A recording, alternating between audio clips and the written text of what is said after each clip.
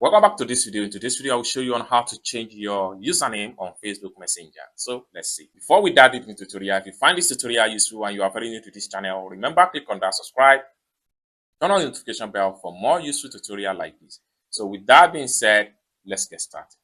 Very first thing you need to do is to open up your Messenger app. So I'm going to simply click on here, just like so. After you open up your Messenger app, next thing you need to do is to simply click on this three slider from the top. Just like so. Next thing you need to do is to simply click on this setting icon. It takes you right here. Next thing you need to do is to simply click on username. Then the next thing you need to do is to simply click on edit username. Then you can add your new username right here.